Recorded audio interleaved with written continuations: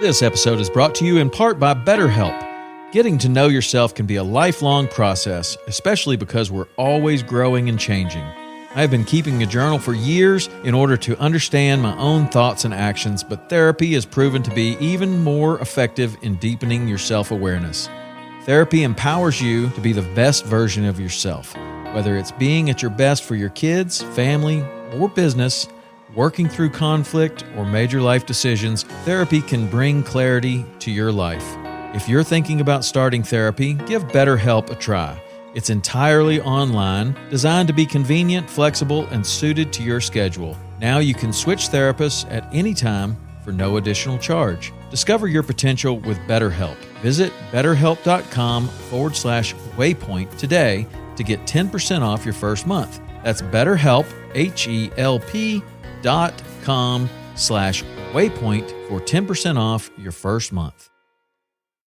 Hey everyone, thanks for listening to the Western Hunting Hub podcast. In this episode, I have Derek Ming from Instagram, just a guy I know from on Instagram, and had a great conversation with him, just learning about his barriers and everything he's overcome since a major incident and what's happened there with his hunting and what hunting has done for him. So a great story, good listen, and thanks for listening again.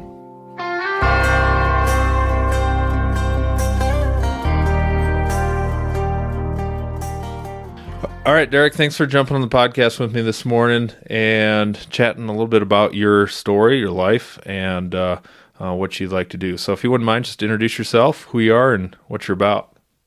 Stoked, yeah. Thanks for having me on. My name's Derek DeMunn. I'm 34.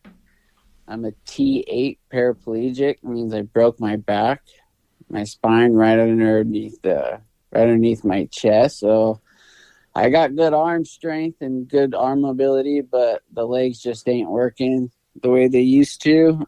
But hasn't stopped me from,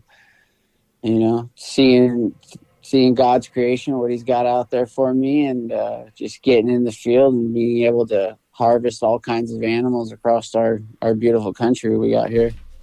Yeah, so T8, you're thoracic. I'm assuming that has to do with the thoracic lumbar. Yeah. And your eighth one. So yeah, it's like right in the middle. Huh.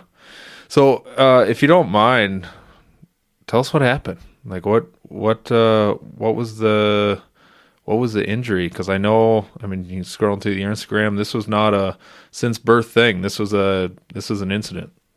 No, yeah. So before I got hurt working, I was traveling the world snowboarding. I would chase winter. I would get our winter up here, and then during our summer, I would fly south of the equator for their winter, and was doing that for a couple years. And when I was working a side job up in Lake Tahoe, and I fell off a roof working construction. It wasn't a big roof. It was about 11 feet, but the way I had slipped, I had landed shoulders and head first. So I hit the ground and folded in half and took about 8 staples to the back of my head. And yeah, it was an eye opener for sure, but my goodness, it is what it is. Yeah. It's the cards were dealt, and we move on from that. You have to. What? So tell me about kind of what you were doing before that with the snowboarding, just cruising or traveling the world. Obviously that's kind of a big deal. Is that done professionally, or is that just out at something you love to do? Tell us a little bit about that. Yeah, so it wasn't professionally. I was just doing it for fun, I was 17, 18, 19, 20, 21, just trying to see the world, travel.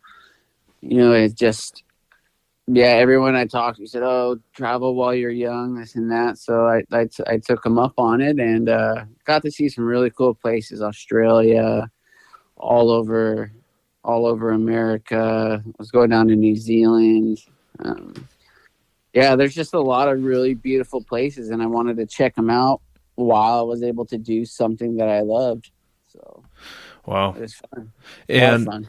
Yeah, and you didn't hunt before the injury, but No, I didn't. what was your thoughts about hunting? It wasn't even in existence, or it was something you wanted to do? Where was hunting in your life before the injury? I always had a passion to hunt. Never got to it. Was always trying to figure out the next step on how to jump into that, because I was traveling around in the mountains and I was coming. So what I would do is I would do a lot of backcountry snowboarding and throw my snowshoes on, and me and friends would travel miles in the backcountry, and we're coming across beautiful bull elk and giant moose, all kinds of mule deer, everything all the boys do nowadays, and it was always something that had sparked my passion. And I just never really got into it until a couple of years after my injury. My uncle had given me the opportunity. He did some work for a friend down in Kansas, and his friend offered him a free whitetail hunt, or not free, but a whitetail hunt for all the work that he had done. And I had put mention out to my uncle. My uncle's down in South Arizona. He's a Coues hunter. And my uncle talked to the guy and asked if his nephew could do it. And yeah, been hooked ever since. I know there's all kinds of adaptive equipment for snowboarding, skiing. Is that still in your life, or have you just switched gears to hunting is my life now? I dip into the ski scene a couple times a year. I had actually just gotten back about a weekend out in our local mountains up here. It was cool too. I got to go with some buddies that I rode with back in high school for the first time in 15 years. So that was fun. But yeah, it's mainly my passion right now is just hunting and fishing and the outdoors life. And I want to try to see where that could take me nowadays. So when you find something you're passionate about, you stick with it and do it 100%. So yeah. Why the hunting? Why? I mean, and you can talk about in both hunting as well as skiing and being up in the mountains. You're out exploring creation and you're enjoying the woods, and you're still enjoying the elk and the mule deer and all the things you're seeing. So you're getting both in each activity. Why are you gravitating towards hunting so much now? Like, what is that doing for you that the skiing, snowboarding didn't? Wow. So when I was skiing and snowboarding, it was the adrenaline rush that you get going super fast and whatnot, and and just the danger aspect of being. So when I was snowboarding and in the backcountry, you're always worried about avalanches, and you never know if the ground's just gonna give out from underneath you. Well, after I got hurt, once I'm skiing now, but I'm only skiing like intermediate slopes, and I'm not going very fast because I'm frankly not like very good at it. But with hunting, I'm able to get that adrenaline rush and that sense of adventure of hiking, or not so much hiking, but just getting out to places I've never been before and seeing stuff I've never seen. And it's honestly, once I harvested my first doe and the shakes that I got afterwards, I had found something that had filled that void that was taken from my life, and that adrenaline was there. And and there's just something about seeing these animals on the hoof, and it's just beautiful. And being up before the sun, going to sleep when the sun's down, and just seeing nature wake up. And God's got us in a beautiful place. So just trying to take full advantage while I'm here. Absolutely. And the help us with the timeline of this from injury to first doe hunt to now. How many years kind of what has gone by? Okay, so I got hurt when I probably 3 months after my 21st birthday in 2009. Had a really hard couple of years trying to adjust to a new lifestyle, going from traveling the world as a young guy. And I had my whole life planned out. I was becoming a paramedic, taking courses and doing all that fun stuff. And then once I got hurt, it was probably about 3 or 4 years into my injury. And my uncle reached out, and I've been hunting ever since. So I'm 34 now. I got hurt at 21. So I've been hunting about 9 years. Yeah, 13 years later from the accident. So 9 years of hunting, and I'll tell you what, you look pretty blessed with the stories that I've kind of got an outline on. Haven't heard any of these stories, but definitely looks like some adventures you've been on, been able to get out and see the hunting world. Maybe you're not traveling too terrible far, but as a hunter, you're traveling a long ways from Southern California out to Kansas to, I'm not sure where you shot your alligator to. When you're getting into elk country, you're traveling. You're still traveling and getting to see some of the U.S. and some beautiful country. So let's just look at your doe hunt. Break that one down. I feel like, yeah, you've got a really nice Kansas whitetail. I want to hear about a doe story because that one's your first one. Oh yeah. So my first doe hunt out in southeast Kansas. We get out there. It's me, my dad, and my uncle, and they're going through one of the coldest stretches they've had in about 100 years. We were out in the blind the first morning, and it was negative 11 degrees. It was so cold. Our little portable heater that we had in our blind had frozen over. So yeah, it's -6 here right now in South Dakota. So it's not weather I want to go out doing a whole lot of hunting in right now. It's good mountain lion hunting weather, but we got to wait for the snow to stop. So anyway, it's cold. It's cold. Frigid, man. It was cold. So we tried to do that the first like 2 or 3 mornings, and then we were just like, and there was nothing moving. No deer, no squirrels, no nothing. Everything was smarter than we were. So, but I'm telling you, man, that in the afternoons, holy moly, dude, it was a parade of animals, parade of whitetail.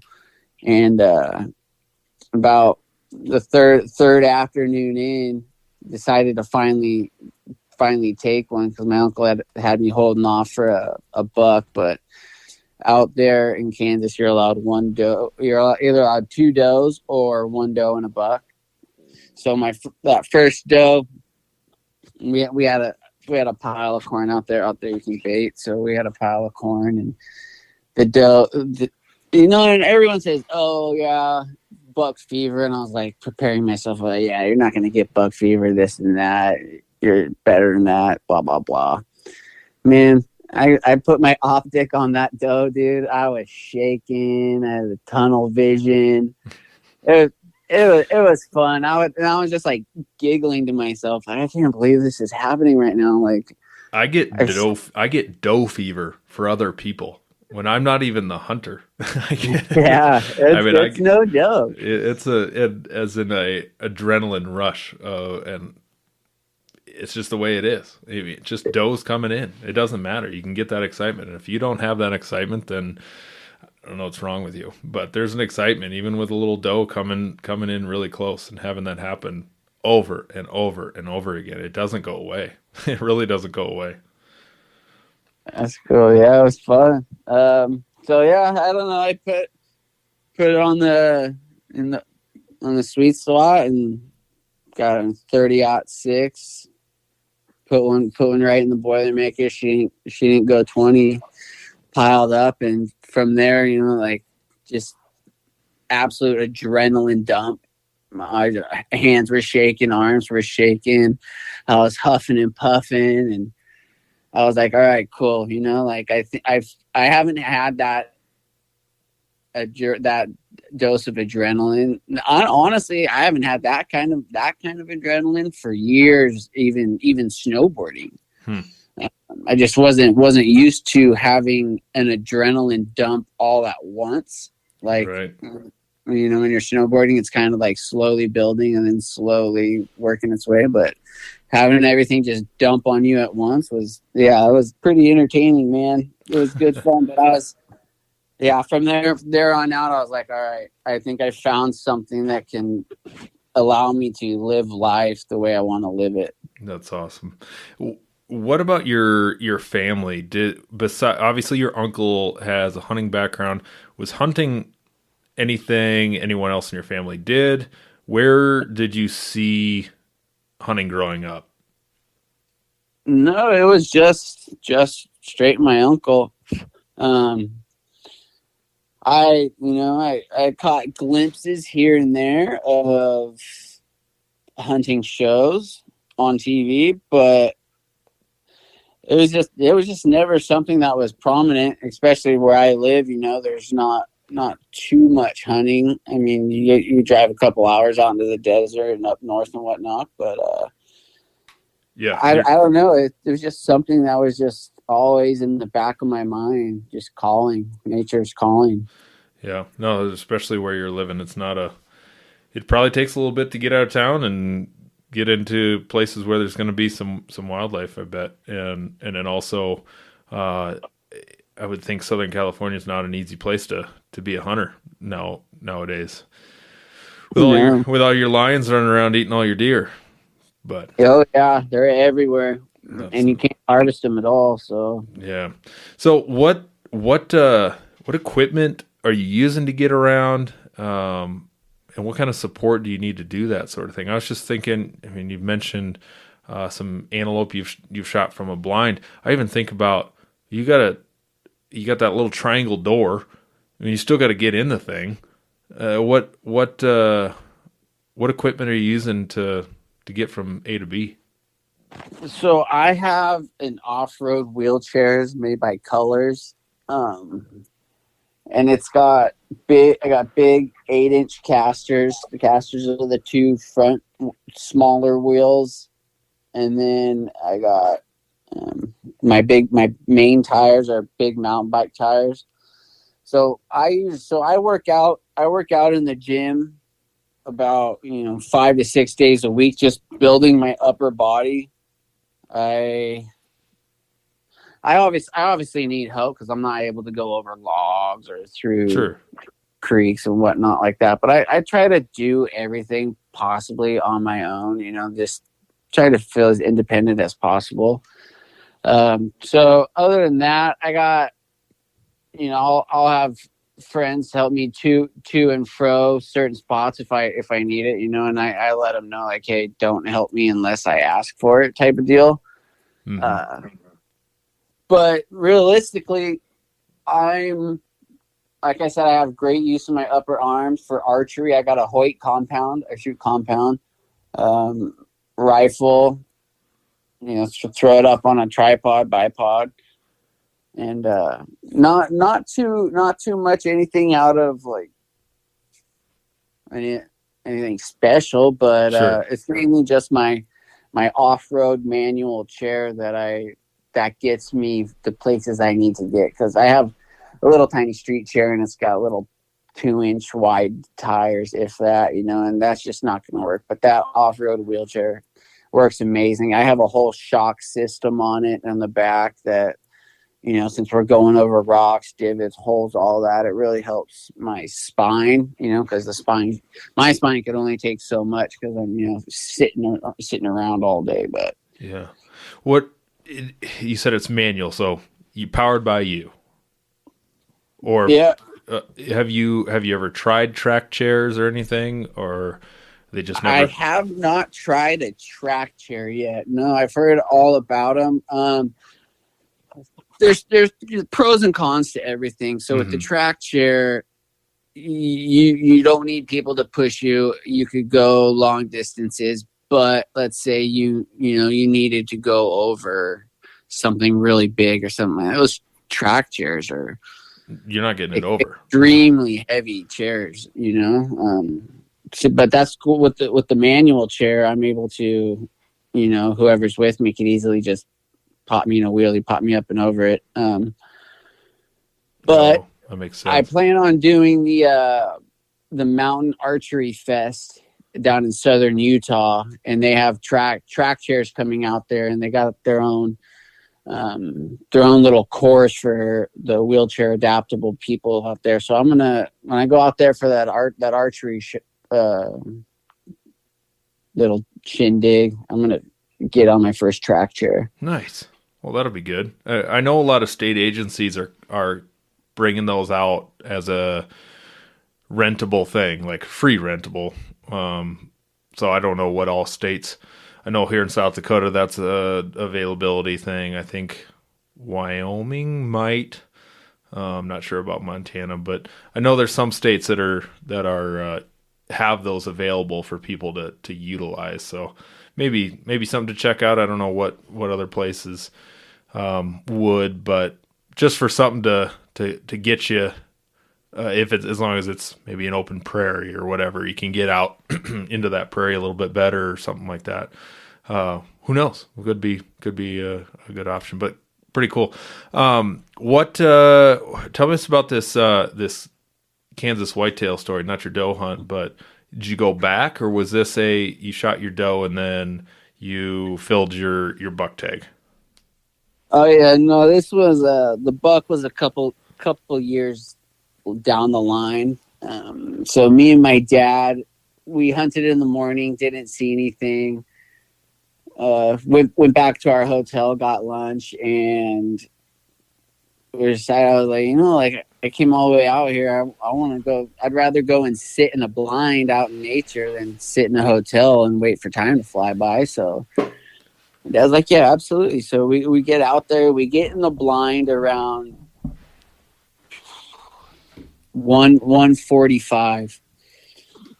We're getting in the blind. We're just getting ready, because with my wheelchair and stuff, we got to figure out spacing and how to do all that as quietly as possible on the fly. So we get in there, we're sitting in our blind, and we're going, and then a doe pops out of the bushes out of completely nowhere. And when we're in the blind, we can't be like, hey deer, so it's just taps on my dad's leg. He knows that signal, so he immediately goes quiet. This doe's coming out of the bush. We have a corn feeder probably about 80 yards in front of us. So we're sitting there, this doe's going towards the corn feeder, and I'm watching the doe, and I catch something out of the corner of my eye. I'm like, what is that? And I push my dad back a little bit, and I look around, and the biggest whitetail I ever seen in my entire life, following this doe, this came out of the same exact spot she was. He had his nose down, licking his nose, tail up, shakes his tail, puts his nose down. The whole sign that this doe was hot. And out in Kansas, when we were out there, it was about the 8th of December. So we're in the second rut, the post rut around. Yeah, it was around that time. Yeah, the second rut. So this doe was hot, and this guy came out. He comes about. I give him time to walk about another 40 yards to come out into the field. And so I go and I have my dad. I'm like, hey, he's right there. Look at my dad's like, we've never seen a buck over 120 inches. And so we were both blown away by this guy. And I get my rifle up on the windowsill on our bean bag. Get my optic right on him. Put it right in the center spot. I go, meh, and he stops and he looks at me, and I pull the trigger and click. I'm like, oh my gosh, dude, this is not happening right now. Like, since we had just gotten into that blind, now I hadn't even put one in the chamber yet. I was like, oh no, like But after a couple years of hunting, you know, so I was like, all right, dude, I'm not gonna let this deter me. I'm not, you know. So slowly and quietly, I had grabbed a bullet and slowly racked it. Well, at the meantime, this buck was so concentrated on that doe. He had. Did he even look? He glanced over. And when it clicked, by the time I got that round in there, he saw her starting to get farther away from him. But once he got eyes on her, he was like, "Oh, okay." So he started trotting off, and I'm like, "Oh no, this thing's about to run out of my life. I can't believe this is happening." Go, and they get out to about that corn feeder, about 80 yards, and the doe takes off into the trees. And I had my optic on this, following this buck now, and I was like, all right, before he gets into that trees, I'm gonna stop him. But this buck, right when he gets to the tree line, he stops, pivots, and looks back like, you know, what was that buck I heard earlier? I heard a buck, or I heard something earlier. I just want to make sure he's not coming after my doe too. He stopped perfectly broadside, and I center punched him, and he went about 40 yards and piled up. Ended up taping out at 164 7/8 inches. That's awesome. I think I just found the picture of it. And your dad's there as well in the picture. Just a beautiful looking buck. Yeah, we're ecstatic. Super strong bases. Yeah, it's just beautiful, symmetrical buck. I was super stoked on him. That's awesome. And now you're bringing your dad into the story. Has that sparked an interest for him to be a hunter, or is he just coming along? What's his story? Yeah, he just likes to come along and help with logistics any way he can. He's never been too into hunting. He shoots every now and then, but he just likes to come out and enjoy the nature aspect of it while I get to do the hunting. And you know, he gets pumped as well when I harvest an animal and whatnot. But yeah, it's me and Pops. He helps me out with a lot of this. You know, like if I'm having a hard time pushing up a hill, I'll ask him for help or whatnot. And because he was there, you know, he's been there for me throughout my whole injury, and especially those first hard couple of years. So I just like to budget extra money just to bring him along for a plane ticket, you know. And right. Yeah. No, that's helpful. That support system there for that travel and the logistics. That makes sense. Yeah, absolutely. So I didn't quite get the Charged by a Black Bear story. I mean, I read it kind of closely, but not really. So what the heck was going on there? Yeah, so that was a cool story. me and Dad flew out to Maine, upstate Maine. And the outfitter we were staying at was probably about 2 miles off the Canadian, or probably 20 miles off the Canadian border. We were hunting over a bait site. And the outfitter we were at, he was friends with the local donut guy in town, so he would get all the leftover pastries every day and put them in his barrels. And those bears, man, they loved the sugar, so they were constantly coming to his barrels, and we're sitting there. We didn't have anything in front of us. I had a couple. So my wheelchair, it was a little squeaky with the shocks, so able to get back into where the blind was. We had come up with an idea that the outfitter had a gurney, so he threw me on a gurney. My dad has my feet, and this guy has my front.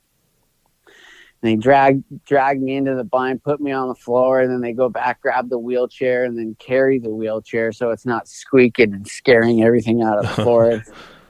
You know, it's not a natural sound for nature.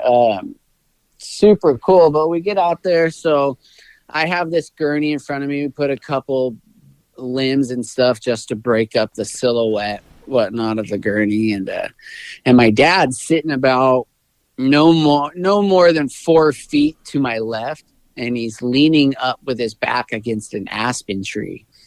And so we're sitting there, and he's sitting right on the floor, and I'm in my wheelchair, but I have this gurney. The gurney's off to my right side, but between me and my dad, there was nothing there, and we're sitting there, and a black bear comes in, not a big one, probably 120 pounds, 130 pounds maybe. So this bear, he goes and he grabs a donut, and he gets his donut, and he goes about 10 feet to the left of the barrel. He starts munching on this donut, and then all of a sudden, out of nowhere, I don't know what the correct term for it is, but this thing just yells out a loud yelp or a bark or whatever you call it. He goes, "Roof!" And he turns 180 degrees and runs full speed. Well, what was downrange at him running full speed is me and my dad. This thing, every time its paw hit the ground, was thud, thud, thud. Like it was. And this thing was on us in a heartbeat. That bear, the bait barrel was only 25, 30 yards from us. So this bear was on us. This thing got probably about 5 feet, and I was like, this thing's not stopping. So I throw my hands up, and I go, "Hey, bear!" And it sees me, and it stops, and it's looking up at me, and its eyes are saucered. Like, his pupils were huge already because he was scared from whatever scared him at the bait site, to now he's face to face with a human. He's about 3 feet from me. Well, when this bear stops, it hits all 4 brakes at once. Well, it kicks up rocks and dirt all over my dad. It hit my dad in the face with rocks and sticks and little branches and stuff. And he turns 90 degrees. Well, when he turns 90 degrees, he's right on top of my dad. This bear has to jump over my dad. I mean, like I said, the bear was not big, 120, 130 pounds. The bear's a bear, though. Yeah, and you're sitting on the ground. Your portfolio is 3 feet by 2 feet. You know what I mean? This thing is absolutely monstrous compared to you at the time. So when it jumps over my dad, and its fur brushes up against my dad's arm, that's how close this thing got to my dad. And it jumped over my dad and took off running. And I'm like, holy moly, like, wow, that was intense. And I'm looking over at my dad, and my dad's just staring at the ground. I'm like, Dad. And the 4th time I was like, Dad. And he looks up at me, and his eyes were huge, and he was like, "That was a big bear, dude." It was like just completely spooked, man. It was so funny, dude. We just started laughing, I was like, bro, I wasn't that big of a bear, but yeah, man, we were face to face with that thing, dude. And like probably 2 minutes later, what had spooked me originally was just another black bear. And the second black bear came in, and me and my dad were so full of adrenaline at that point. We were both shaking from that experience. It was the closest I've ever been and ever planned to be to a live bear, a scared one at that. No kidding. Even, black bears are typically not a thing that are a huge concern in general, but there's still those times where when it's scared, that's not the time you want to be tangling with one. There's still a pretty darn strong critter that'll mess you up. Oh yeah, and like I said, my dad was leaning up against that aspen. If that bear that bear was going to split me and my dad, and my dad were only 4 feet apart. If that thing would have caught my dad a little bit, with that aspen behind him, it would have busted up my dad big time. My gosh. How'd the rest of the bear hunt pan out? Yeah, so that next bear that came in wasn't much bigger, probably, I don't know, 130 to 150, but I had all that adrenaline running through my body, and I was like, oh, this guy's bigger. I'm gonna shoot this guy. not paying attention or paying attention to the bear, but paying too much attention to the bear. I pulled it. I'm shooting a 7mm mag. I pull the trigger and absolutely scope slapped the crap out of myself, man. Like I took a divot right between the eyes and just started leaking blood, just dripping blood off my nose, off my chin, and like I dropped the bear in its tracks, and it dropped right there. Good, perfect heart shot. But I'm leaking. I got blood all over me, dude. And we're just like super pumped and laughing. And we're just like, no way. But what had bummed me out the most about the entire situation is right when I got out of the truck originally, I had my GoPro on the dash mount. And I was like, oh, I'm going to leave it here. I'm probably not going to need it. Oh man, I'm kicking myself in the butt ever since. would have been some good viewing material for sure. Oh my gosh. I mean, the memories alone were incredible, but I just wish people would see how close this bear was to us. So, yeah, it was a crack up. Good times, and that's just something too that you only ever experience out in nature hunting. I mean, randomly that might happen to you out hiking or whatnot, but yeah, it was it's not in the same where it doesn't know you're there, or it's spooked by something else, or you just, like you said, you could see nature wake up, you could see the world wake up around you, the birds start to sing, all the things that are happening as if you're not even there, and that's what makes it exciting. So now I got a question. You said you just went on an elk hunt. Was that this last fall? Or when was that was 3 weeks ago. 3 weeks ago. Oh yeah, the last week in January. Oh, got it. Late season hunt. So typically as we're thinking elk country, maybe a little rougher country. Was this rougher country or maybe out in the plains? Tell us about this hunt, and because we can see, you go to a blind, you're on the ground. We can get it's a hunt that's doable from a wheelchair, but an elk hunt. I mean, there's guys that are in really good shape and can climb mountains like mountain goats and still struggle with elk. What's the story on this one that you're able to connect with a cow? Yeah, so it was cool.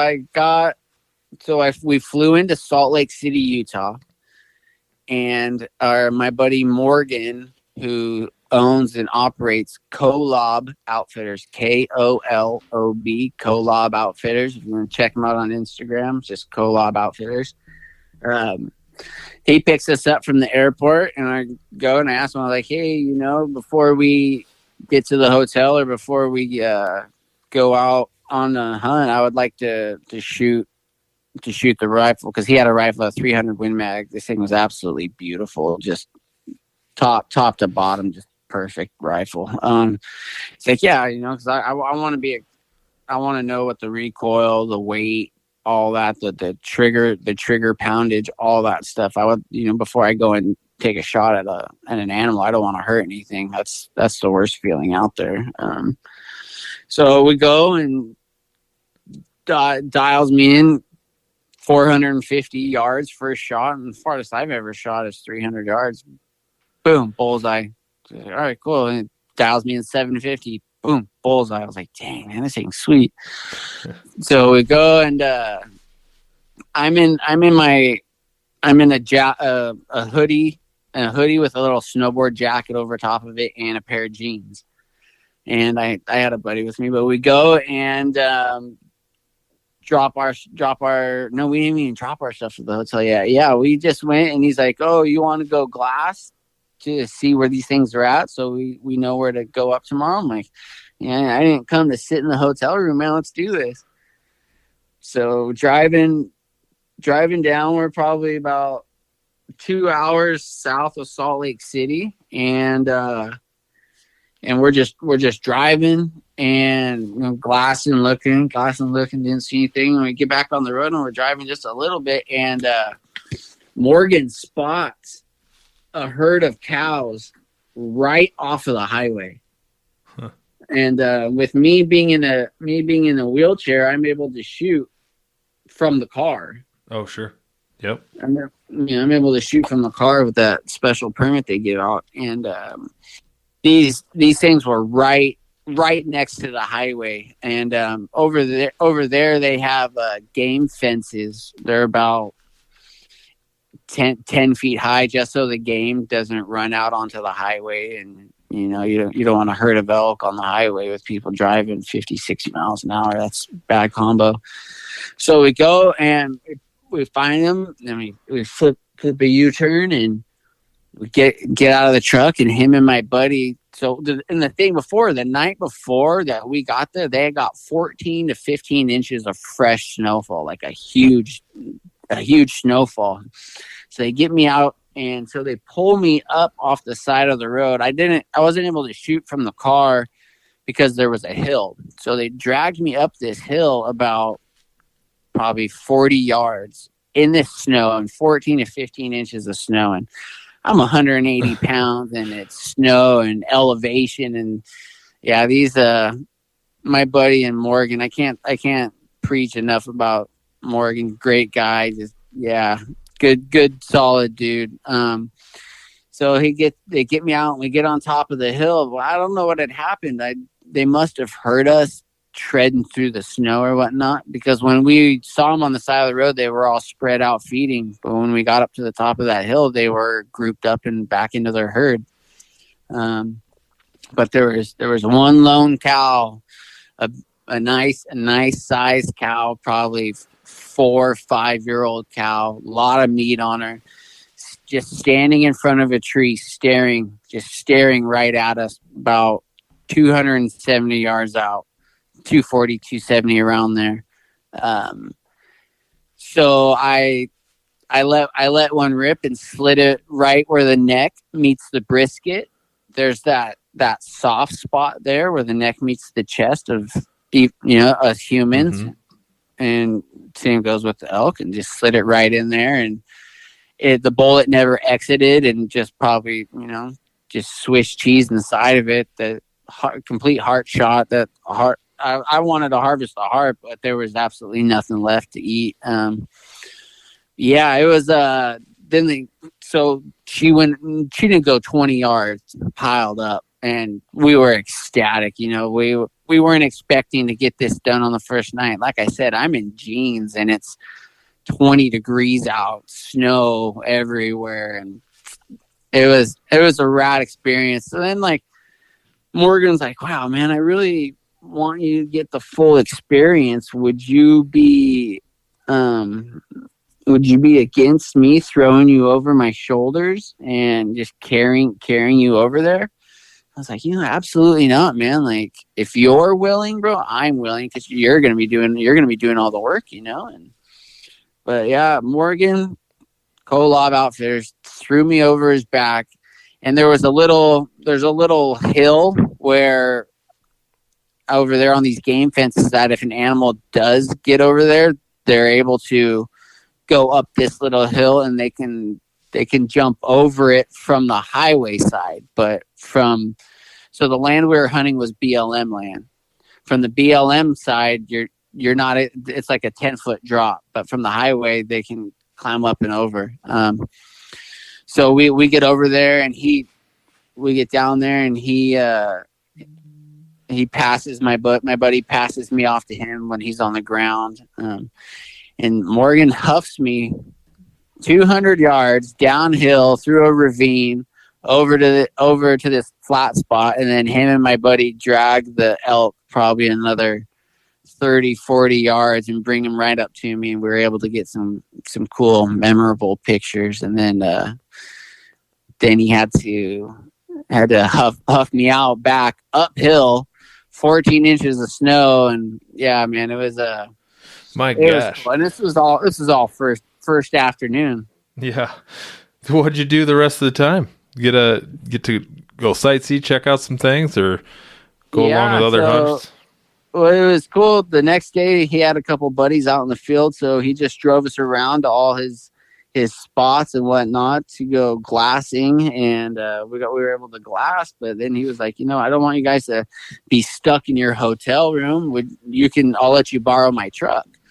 And then his wife's like, are you sure you trust these guys? And Morgan's like, yeah, they're good dudes. I'm like, I wouldn't steal a guy's truck. He's got my elk, and but yeah, we're going and he lets us borrow his truck, and we're just like, oh, there's a road, let's see where it goes. And we're just going off into the back country. And well, one road we went a little too far, and I told my buddy who was driving, I was like, hey man, he said stop, dude, the snow's getting pretty deep, we should flip a U-turn. So when he had stopped the car to go turn around, the hill was kind of slanted to the left, and right when he shut that car off, we slid down right into the berm. Oh, we got stuck, dude. We got stuck about halfway up to our wheel well. We got stuck and we got out 3 times, but then the final time we couldn't move and had to call Morgan. Well, Morgan's 2 hours north of me at home with his wife. So they came in, we're stuck, dude. And so he wasn't the happiest camper, he had to find a buddy with a side-by-side to come and pull us out. And he wasn't the happiest camper, man. Obviously, nobody would be, but he came out, saved the day. Like I said, I can't say enough about this guy. Super cool guy, super nice dude.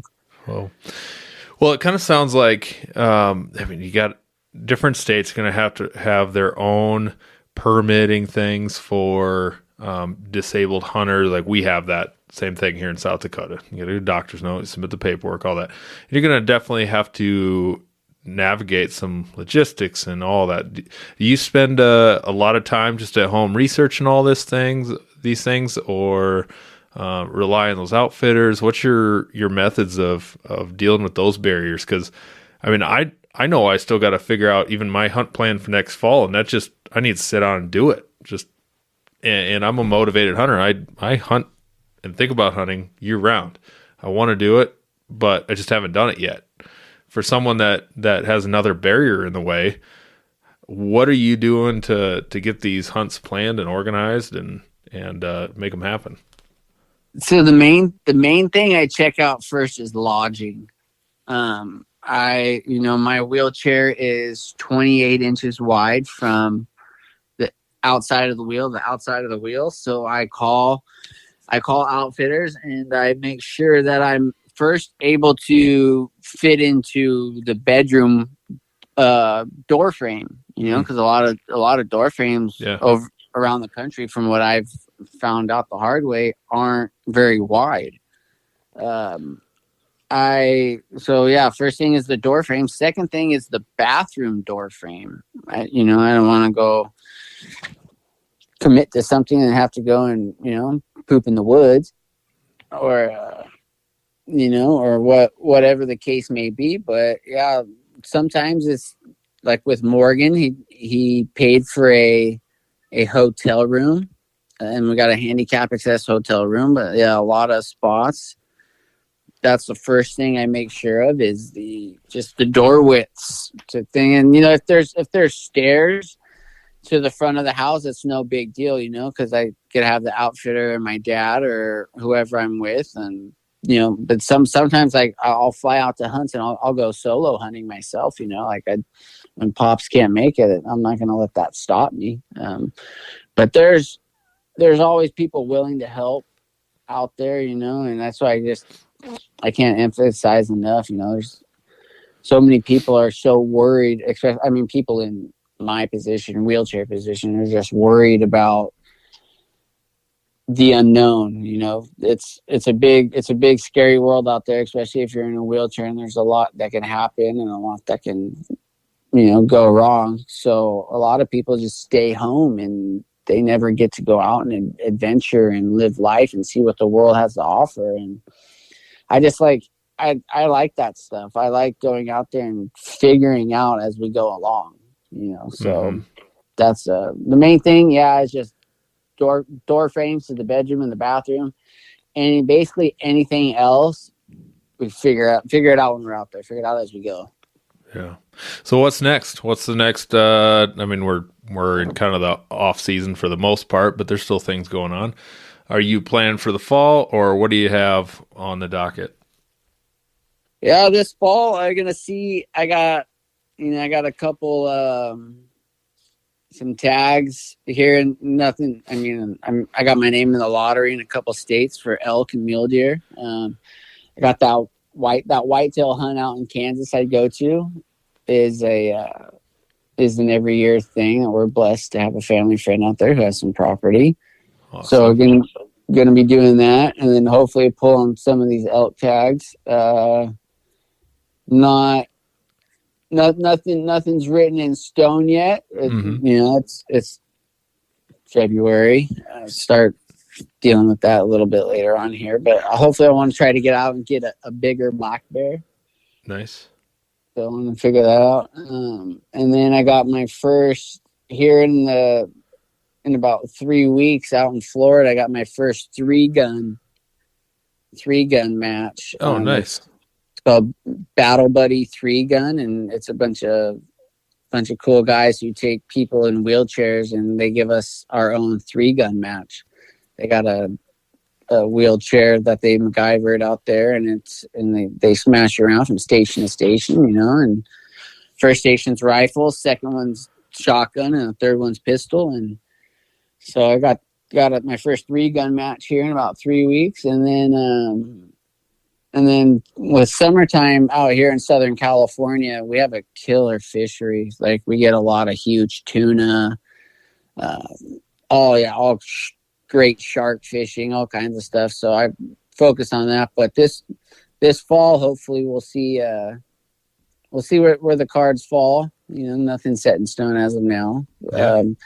Maybe even go out to Florida and get another alligator. Yeah, no, that makes sense.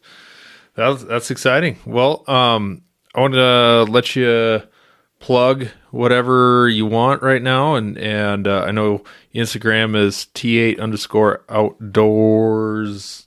Outdoorsman. There it is. So plug anything else you want, and I appreciate you coming on and telling these stories. Cool. Yeah, thanks guys for listening. Like I said, my Instagram is T8_outdoorsman. There's a T8 Outdoorsman out there. That's my old account, but Instagram locked me out because I said something they didn't like. So I had to start a whole new account. T8_outdoorsman.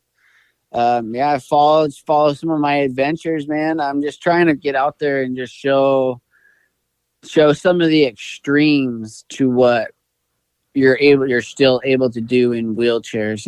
Like I said, there's a lot of people out there who are stuck in the prison of the mind, and they're too scared. I just want to let you guys know, like, there's always a way, and there's so many cool people out there, especially in the outdoors world, who are willing to help. Just reach out, and people are stoked to help. People want to help you. Just keep on keeping on, and I'm just super stoked that you had me on here, and hopefully the right people hear it. Yeah. Thanks again, and we'll let you get back to your day. Thanks, buddy. Enjoy yours. All right. This is God's country. Want the very best hunting and fishing shows, podcasts, and more? Download the free Waypoint TV app and get 24/7 live and on-demand programming, access to the Waypoint Podcast Network, and so much more. Did we mention it's free?